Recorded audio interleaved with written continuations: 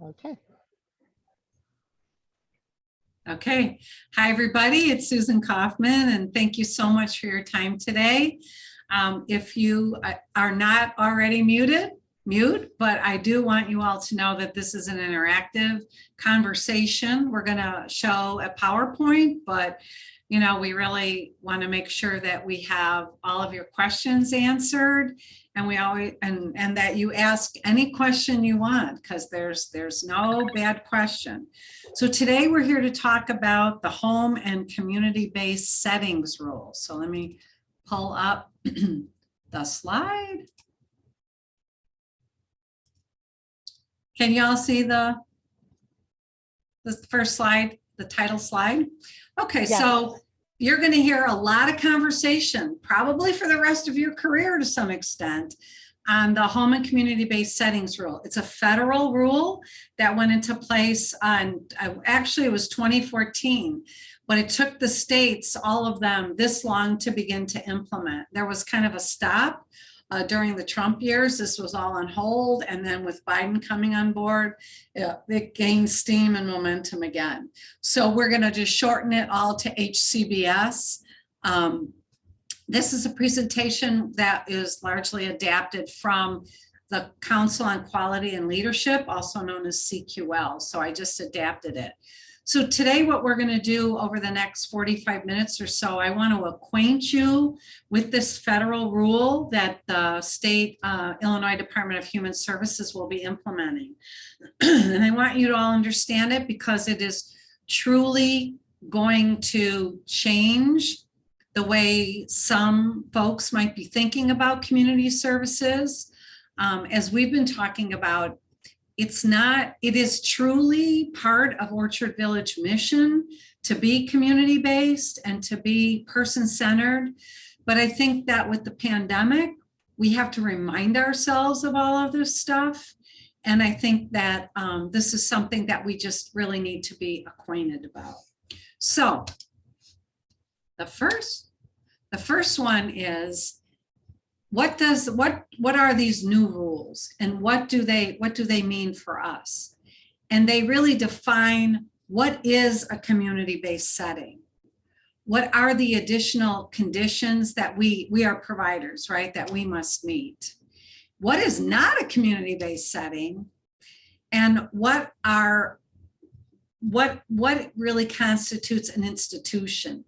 So these are settings that we serve. So it's everything that we do at Orchard Village except for the school. The school is a whole different entity and is not covered under these federal rules. What's going on in Illinois right now is that the state is going to be auditing all organizations that support people with intellectual and developmental disabilities to see if they're in compliance with the rules that we're going to be talking about over this hour. So right now, we are in the process of doing a desk audit. So every site that we control that is either a SILA or a community day service will be audited. And we must provide documentation of compliance either through policies, training, photos, videos. We must demonstrate compliance by April 20th. So Jennifer in the residential, Casey for intermittent, Nancy and Teresa for community day will be talking to all of our teams if they haven't already, and many of you have already heard much about it and already getting started on this. So we are collecting evidence as we speak in all of this. And we're having to, really create some new policies, and we'll talk about a couple of them today, but also to review some of our older policies to see how we might revise them so that they are in compliance. And we're going to talk about the 10 things that must be present. Further, what's going to happen is because, and I know residential is aware of this, and I'm not sure if everybody else is, but because our Marmora home is adjacent to community day services, we're going to have an on-site visit this spring. And that means that we're going to have to demonstrate for Marmora Home that the individuals that live there are truly integrated in the community. They're not sheltered, they're not isolated, right? That they take part, they are part of the community. They are members of the community and treated so that things like, you know what? 6 of the 8 people there go to outside day programs. The clients receive services in the community through their dental, through their medical. They might go to church or synagogue. They go to the library. They go out to eat. Any things that they do to engage in the life of the community are the things that we're going to have to demonstrate first on paper before and in pictures before the 20th, but afterwards on the site visit. So it's imperative that all of you not only understand our mission of Orchard Village and our values, but the values and the rights that are embedded in these rules and can speak to the surveyors and the reviewers.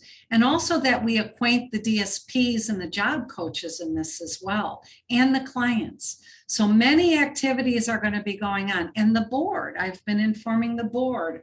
So many activities are going to go on for a very long time throughout the organization that embodies these rules and rights. Because honestly, it's embedded in who we are as Orchard Village.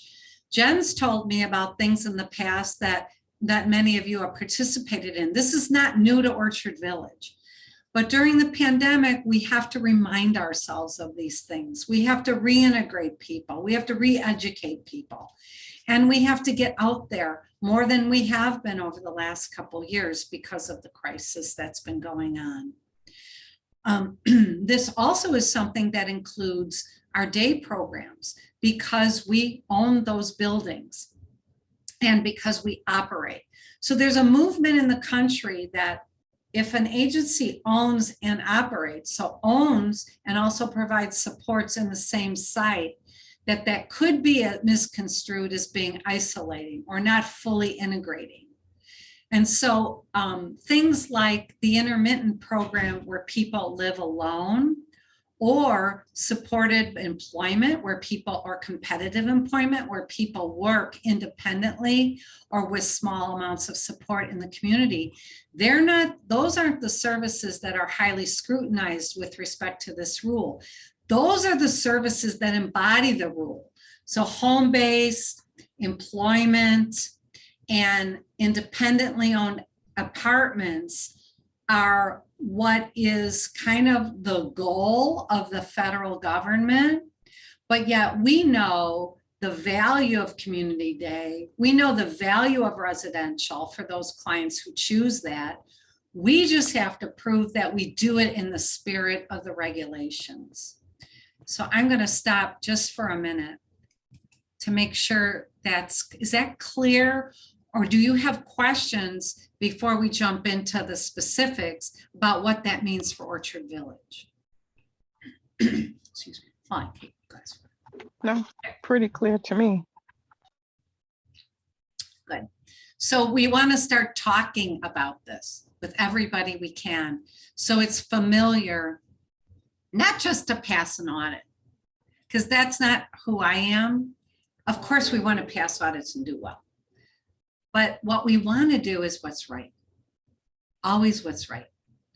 So what's right for the person, having the person, well, what do you think is right for the person? Who should direct services? They should. Yeah, why? Why should they Because direct their own services? It's their life and they get to choose what they want to do and what they like to do. Other thoughts about the why?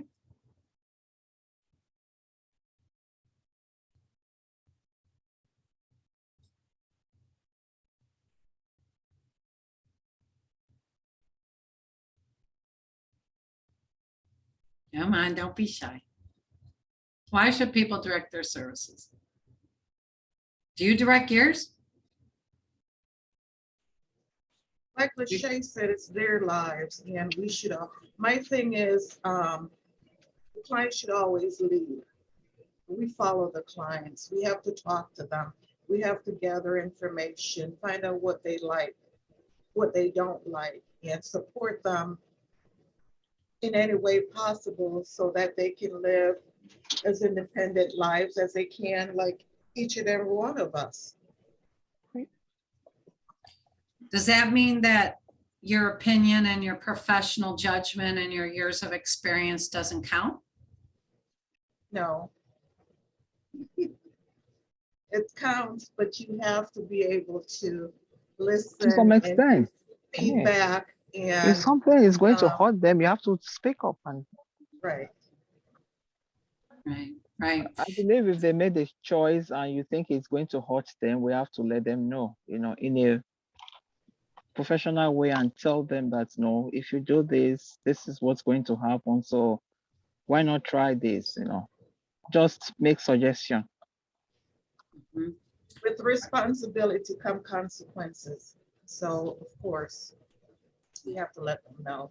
We're not gonna let someone who doesn't have any community time just roam the neighborhood, even though they might want to. And then what do? We put systems in place to teach that individual. So eventually they may be able to do it. Absolutely. Well said, Jennifer, and thank you, Lola. Thanks, Lachey. Absolutely. So let's dig a little bit in. So, whoops. Okay, what are you doing, screen?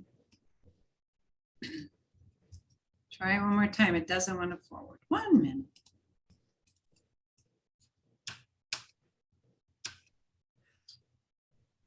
Hang on, I'm going to have to escape. It's frozen. 1 moment. I'm having technical difficulties. There you go. Try it one more time. I'm just going to leave the sidebar up because it doesn't want to forward correctly. I don't know why. There we go. Okay, so HCBS stands for Home and Community-Based Services. Say it loud, say it out there. So that's what it is. It's one option for supports and services. So some of the other options, and for us, as I said, it's SILA and CDS. And it does not include institutions like the state-operated developmental centers, nursing homes, and ICFDDs. Those are excluded, but it's all of what we call the waiver services. So just a little primer. Institution, oh, my computer has like a mind of its own right now. Institutions like the three that are mentioned below here are Medicaid entitlement programs, and they're directly funded by Medicaid, okay?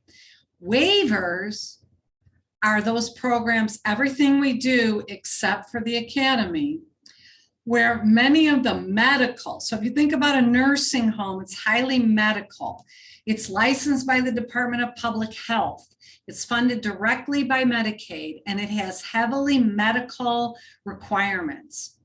Those medical requirements are waived for people to live in the community.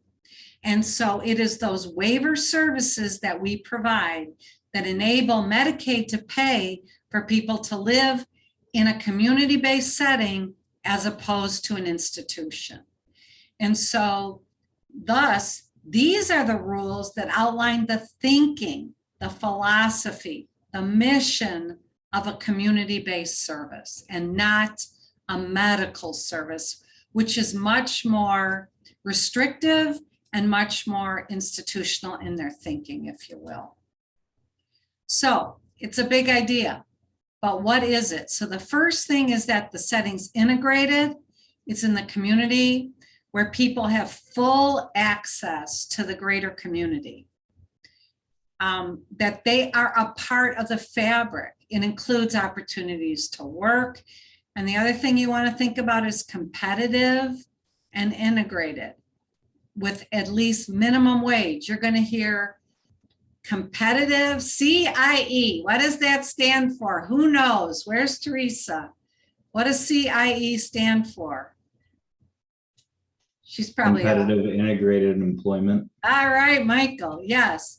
The CIE, where people make at least a minimum wage, okay? Done are the days, soon to be done are the days where people make a sub minimum wage. That was a thing of the past. It still exists in Illinois, but it's going away. Where if you had a disability, I would do a time study to see how fast and how many widgets you can produce. And I would say you work at 50% of the minimum wage. And so instead of paying you $15 an hour, like the minimum wages in Chicago, I would pay you $7.50 because your productivity was 50% of what a typical person's would be. Is that fair? You know, not really. And so those days are over. So what we're striving to do is get people employed with the right kind of support. Innovations is exactly that. It's such a perfect service for, it's not only the right service, but it's the right service at the right time. Why are people wanting to come into that program? Why are we expanding? Because some people do need pre-vocational skills. They do need help. They're not ready to hold a job yet, but yet they may be ready with the right support. And that's what we do. So with the goal of competitive integrated employment, engage in life, control their personal resources, their money. We're making a big change in residential about how people control their money. They're going to have debit cards. It's actually pretty cool. Obviously in intermittent, everybody controls their own money. Does that mean that they don't need help with budgeting? Nope.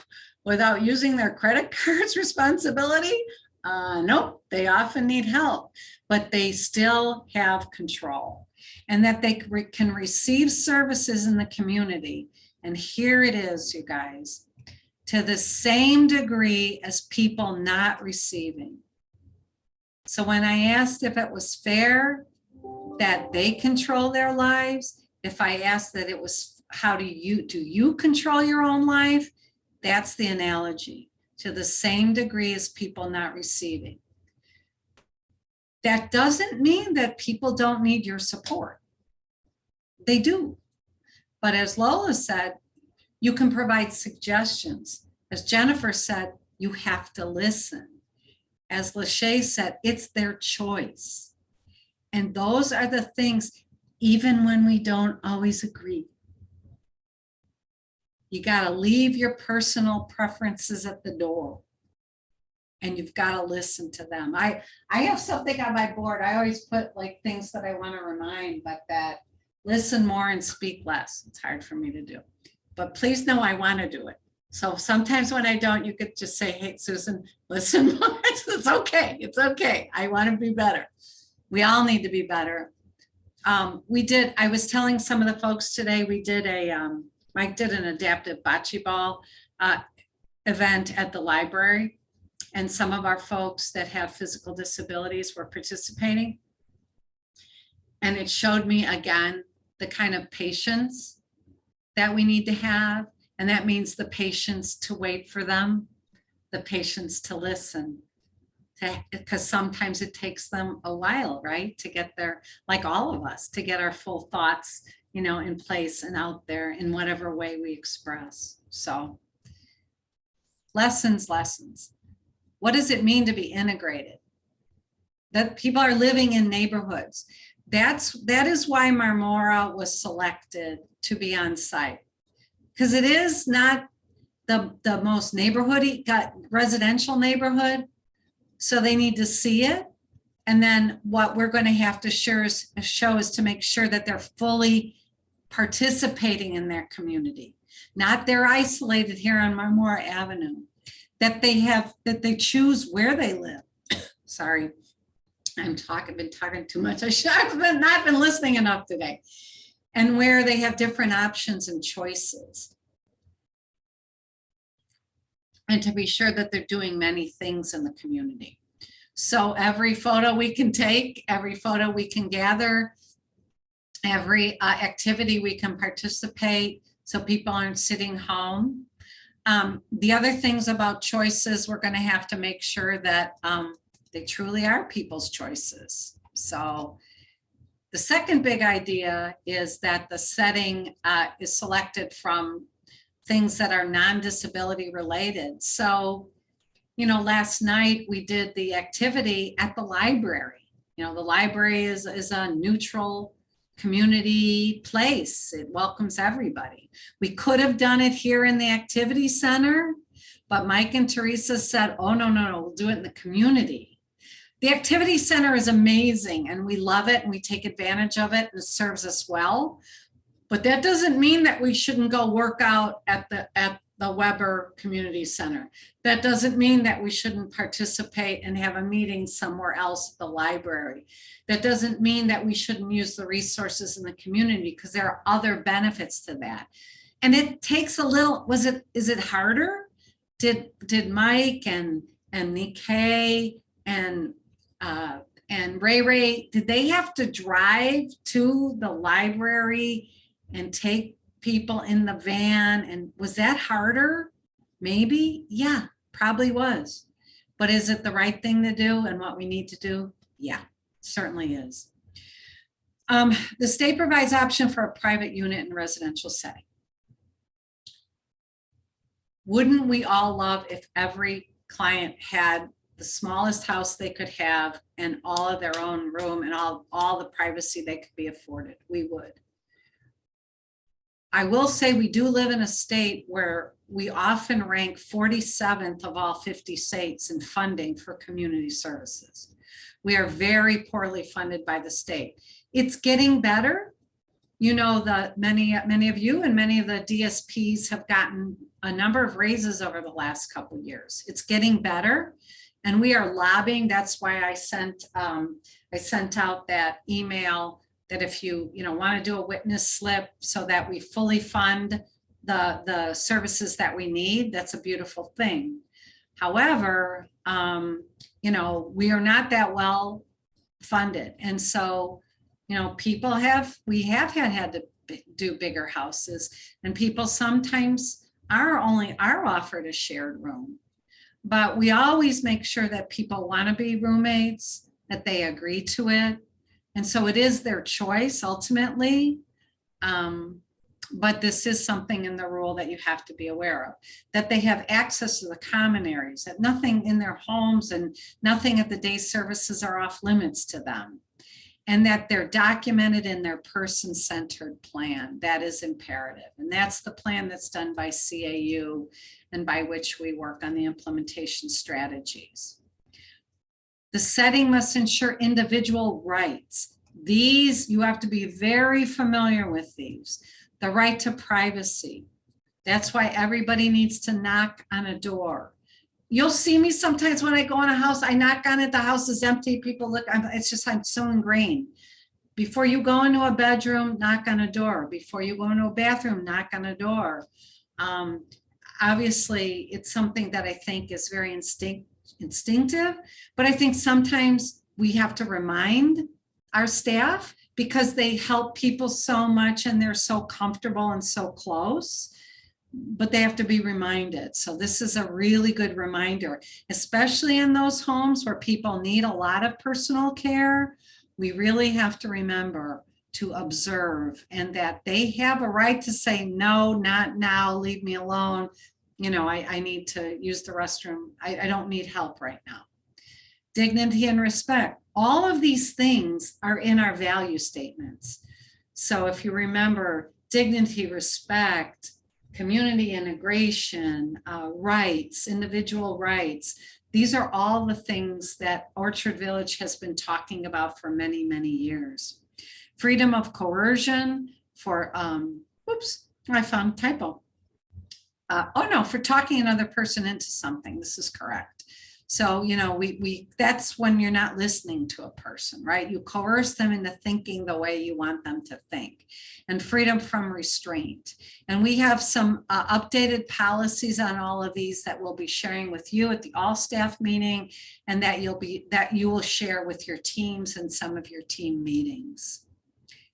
It encourages individual initiatives, autonomy, and independence in life choices. What do they do every day? Where do they live, work? How do they spend their time? Who do they talk to? Who are their friends? Those are things that we have to make sure that people do as much as they can, and that they tell us what they want, and that, as was said earlier, we listen. Choice is the biggest. And I recognize that some of the people, the range of the types of choices that people can make vary greatly, right? But we want people to make as many choices throughout the day as they can. And some of those choices are a little more limited. Some of those choices may be simple, but they're choices.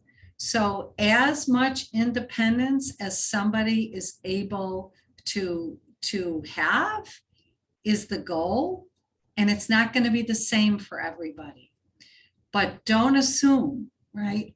Don't assume people don't know what you're saying. Don't assume that they can't make a choice in what they're wearing or what they're eating, or don't assume, because you don't ever underestimate those we support. This is something new.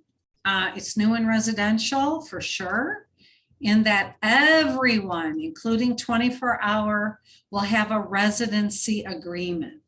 We're very acquainted with the intermittent group homes to have leases. Those leases are changing. So Carly and Lachey, when we do the new leases in June, they will be new, and they will include all the components of a residency agreement. For 24-hour, this is brand new, where everybody's going to have an agreement. And those agreement protects people in living in their homes. So you'll be seeing those if you haven't seen them yet. You'll be, and pay attention to those. You'll probably get some questions for guardians, but it is their right. And also these are things that have to be explained to them, so you make sure that they understand them all. Another big change is not just the right to privacy, but the right to privacy in their bedrooms. So that means that everybody's bedroom is going to have a lock on it. And everybody's houses have locks and apartments, but everybody's going to have a key or a key code. We're going to change the front doors to key codes, unless it's proven that they may not, if they don't want it, they don't have to have it, because remember, choice. They're going to have locks in their bedrooms, but they don't have to use them. But if they can't use the ones we have, then we're going to talk about whether we can modify that in some way. Is there some lock they could have that they could physically use? If there is, we're going to look at that. Or are we going to have to train them how to use a key and have some modifications in the interim while they're learning to use the key? So this is going to be a big change for us. For some, those we support. Some of the clients already carry their keys and have locks, so it's no big deal. Now we need to expand it to everybody who lives with us, unless they don't want it. And if they don't want it, we're going to have to document that. Okay, so we'll be talking more about that. But that is a big change. That they control their own schedules and activity and have access to food at any time. So they can ask staff to help them prepare or eat a meal other than when others eat, if they choose as well. So again, this is freedom and support for the staff, for the clients, and the staff have to respond. So I think some of our staff, and this is not only at Orchard Village, but some of our staff sometimes fall into a pattern of treating the clients like their family, and sometimes like their kids. And, we've got to kind of get out of that. While we want everybody to care as much as we're all family, and we like to care about each other in that way, we can't treat those we serve as our kids. We have to treat them as a peer and as an adult. And I think for some of our folks, they do it with with kindness and the best of intentions. But those are some of the things that, as you observe, we'll have to kindly and sensitively work with our team to be thinking about the people that we support as adults with all their own choices. And then when there are choices that they may not be ready to make, we have to support them through that. And it's tricky. It's a lot easier to sit here and talk about it and who would not agree with it. It's a lot harder in real time when things are happening, people are stressed, you've got to get to work, you've got to get somebody out of the shower, you've got to get on the bus, whatever it is. It's much harder, and I know that. But these are the things why we need to talk about this on a regular basis and provide information for people. Physical accessibility. Our homes need to meet physical needs. And so that's why we bought Trip. That's why Trip will have a chair lift from the basement. So it's not a basement, it's a ground floor rather. So that as people who live on that first floor need, or as they get older and they're going to need that, those things will be. That's why Parkside is a ranch. That's when any new homes we buy will be ranches. We will not buy homes with many stairs again, unless we have room for, and people who can live there that could use a lift, because we have to have physical accessibility. We want it. It makes everybody's life, honestly, including all of yours, so much better. So that's something, if people need it, we will provide it. And that's also why the homes that we have that are physically accessible, the Hazelwoods and Marmoras and Bel Airs of the world, while they're not always the most beautiful homes, we're going to make them beautiful. And all of you are going to keep them clean and keep them organized and help your staff do that.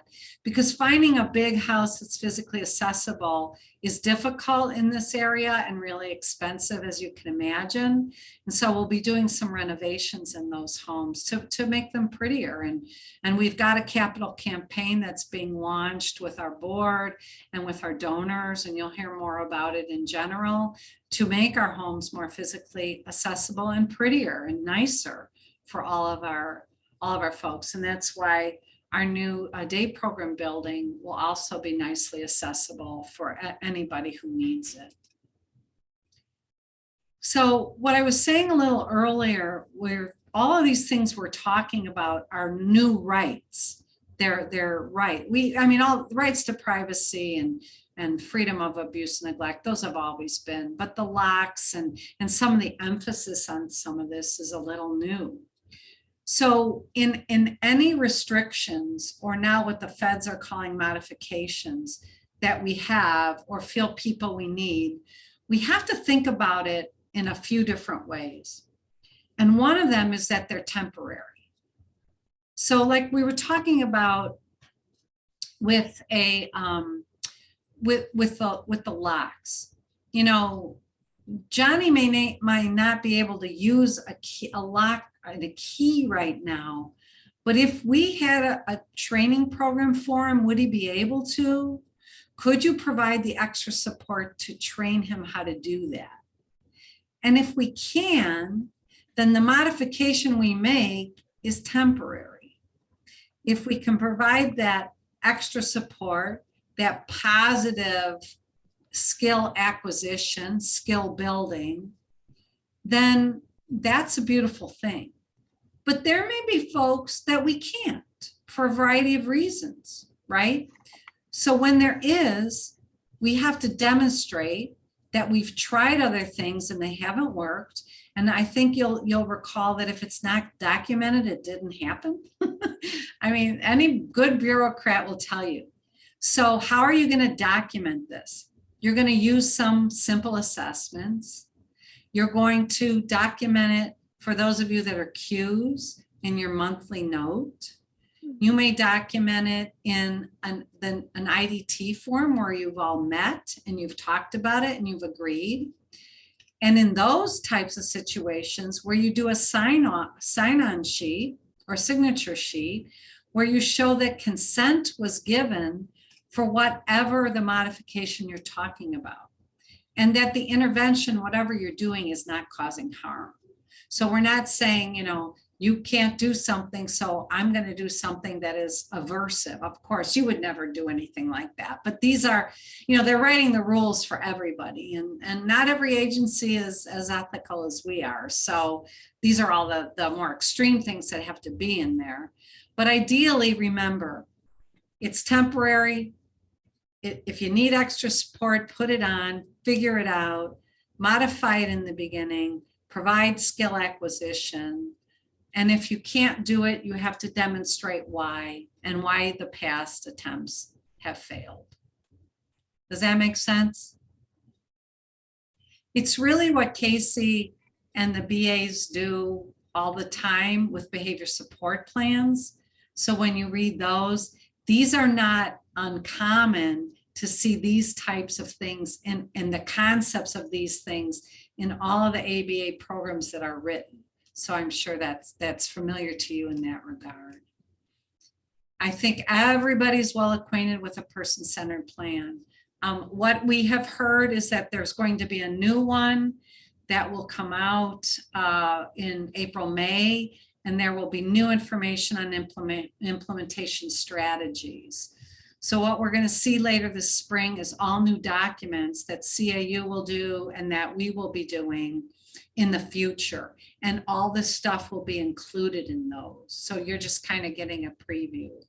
But as we said, and you got all this right, directed by the person, they choose their goals related to the community, employment, their money, their healthcare, wellness, education, that the supports they receive, they will make some choices, and who will provide them? Clearly, they don't have to stay at Orchard Village, and it always gets tricky when you have interpersonal issues with clients and staff. But those are things we have to listen to when people come to us about who's working with them. And that the plan is in a format where everyone can understand.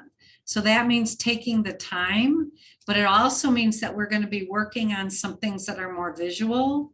It also means that some of you're going to see in the lease and in the residency agreement, it's in a larger font. And you're also going to see that certain things that we do will be in a reading level that is a little simpler to understand. So those are things to come. And we don't want Dan to feel left out, but day programs have rules too. So all of these same things, with respect, of course, you're not going to have locks on bedrooms. Those are clearly residential. But all of these things also affect day programs so that it's integrated, that they have choice, and that any modifications, we were talking about that today, like if we're locking things up, if clients don't have access to certain things, those are things that we're going to have to talk about, and that must be assessed and justified in the plan. So day program doesn't get away. So it's truly all about choice. And that's, who can argue with that? Because who doesn't want choice and control?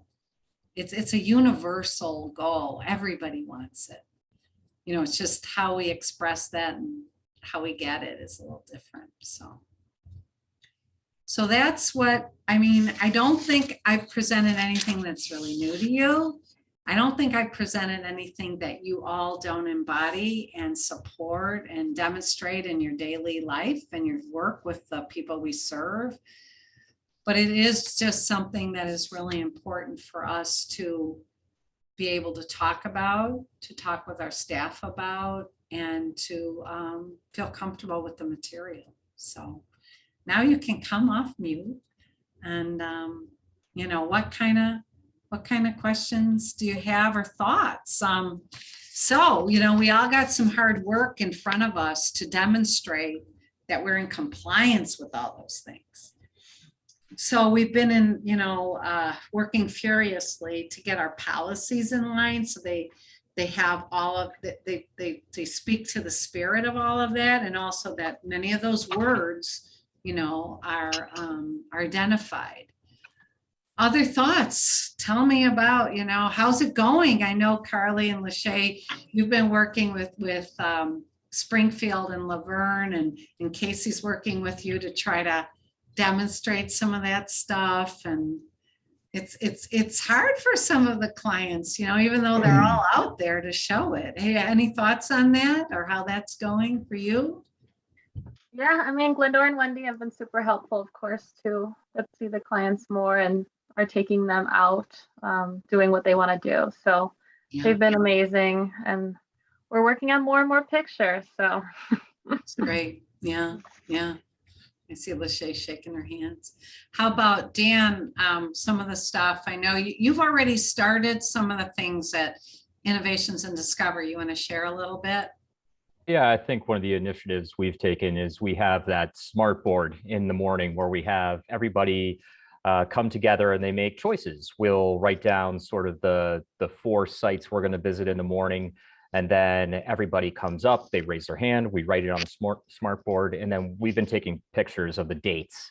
And so we've documented sort of a binder of every single day. And Rachel, you can mute. Okay, we can hear you. Go ahead. And then once we're in the community, we've been taking a litany of pictures, whichever sites we're on, if it's going to be at Big Lots and we're facing products on the shelves, or with the new program at the library. We've been taking photographs of that as well. And so we've set up our own drive, and we'll be able to share that with all of you. That's great. One of the things I want to make sure everybody's aware of, we talked about it a little bit this morning. So just so you know that Jen and Lindsay and Mike and Sharon and Casey and Nancy and Teresa, I don't know if I got it, did I get everybody? We've been meeting every week for the last several weeks. Talking about all this. And many of us have been going to another weekly meeting by one of our trade associations. I've been going to a 3rd meeting with IARF and a 4th meeting with the state. I mean, seriously, we are living and breathing this to try to, you know, comply with the 20th deadline. It's a really compressed time frame. So that's what Dan's talking about, is the evidence, and what Carly and Lachey, this is the evidence that you're collecting, which is really helpful. One of the things that we talked about this morning is that you don't have to worry about consents or anything. So the information is being submitted to HFS, and you all know HFS is, for those of us who've been around a long time, is the old public aid, the Illinois Department of Health Care and Family Services. That is the state Medicaid agency. So that's the state agency that talks directly to the state about Medicaid. And this is all about Medicaid funding. So they have a portal that we have to submit to. We can submit anything to them, and it is an encrypted portal. It's almost like when the state comes out and they can observe anything, they can read any books, they can talk to anybody. We have consents for that. This portal is the same as, even though they're pictures or videos, it doesn't matter. They're not using it. It is the state's portal that they only have access to, and it will go nowhere. So there's no worries on any of your ends to protect the confidentiality of the clients. They have access to it because they fund them. The only difference would be for a private pay resident, if we had one, or we do have a couple in intermittent. Even once they may be looking at the independent apartments and that kind of stuff, or families, they may start looking at that. Once, if they look at any of that for the private pay, they have no rights to any information on our private pay folks. But anybody who's served by Medicaid, they have rights to. So thanks, Dan. Mike, you want to share a few of your thoughts? Where am I? You caught me off On guard. what you've been doing for compliance.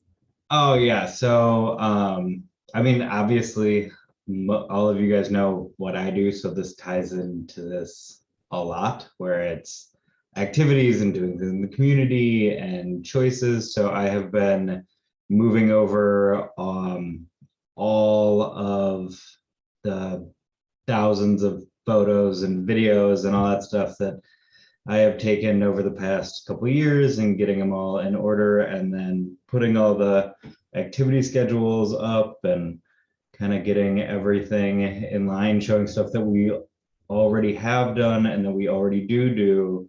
I know, as Susan had said earlier, this is something that we're kind of already on the forefront of, so we're in a good set to move forward with this.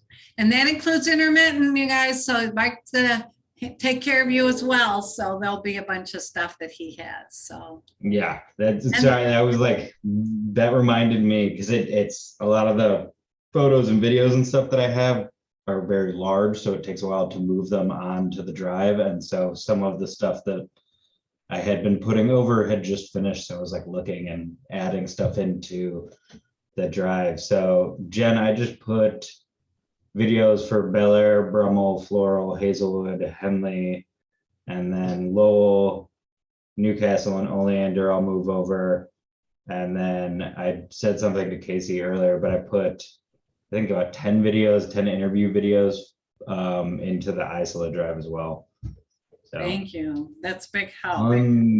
tons of And then videos Jen, oh, thank you. Well, before I turn to Jen and residential, Dan, Teresa said do you have a plan, or you're just beginning to do some training as well on the HCBS rules? Have you started any of that in day services? We have, yeah, Clients. with clients, we actually have, yeah, we've been setting up, Chris, actually, one of our job coaches, thought of the idea of a PowerPoint, and we've sort of started putting that together, mainly collaborating as a team, but we tried it. I do have one that I sent, I can send it to you. It's just this in third person, but if you want to take anything from it, I'll send it over. Yeah, we would love to. I mean, the first slides we have look kind of clinical, so we're trying to spice it up a little bit. Yeah. Yep. And I also have another great resource. I got to find it. That's already been done. It's really pictorial. I'll do that today, Dan. I'll send you some stuff. Oh, thanks, Susan. I really appreciate that. Yeah. And so that's going to help residential as well, because for those folks who live at Orchard Village controlled sites, you'll be able to kind of replicate some of that training. So we'll make sure that covers every base. And I know for residential, you all have a very lot of work to do. So Jen, want to share with us kind of, some of your thoughts and some of your plans, and anybody else can jump in as well on residential. Yes, Lindsay and I met with the team, so this was more of a review to them, which is great. We're working on policy and procedures. We met last week, and we're looking at all the other ones that needs to be updated so that they're client focused. Wording, make sure, it's the wording that they're looking for, and telling the staff to get clients out as much as they can. Yeah. And while they're out, to take pictures and stuff like that. So, That's great. before COVID, they were very active in the community, and we want to get back to that point where they're out and about. So just trying to get them out. Yeah. And I think we can all recognize, well, not only coming out of COVID, but now we're trying to do things when, in particular, residential has been so short-staffed, and how difficult it is. So I want those of you who aren't on camera anymore, I lost y'all, but I wanna let you know that we recognize that this is a really hard time to try to get all this stuff going. So in any regard, that is one of the biggest things that residential could do, and document all that. But I think also to just be talking with the people you support, talking with the staff about why it's important and about the compliance.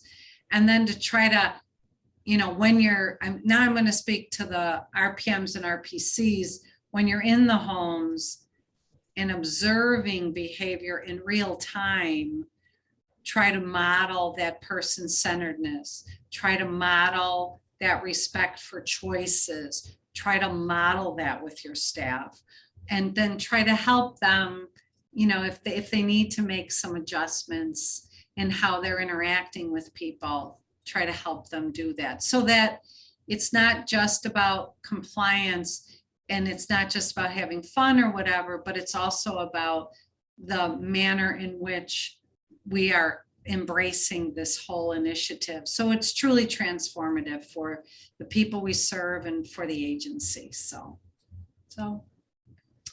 any other parting words or questions about where we're at or before we leave? Okay. Well, thank you all for your time. Thank you, Sharon, for hosting, and good luck, everybody. This is going to be a big push over the next few weeks. So appreciate all your time and all you do. So have a Thank great you. one. Thank you. All right. Bye, everybody.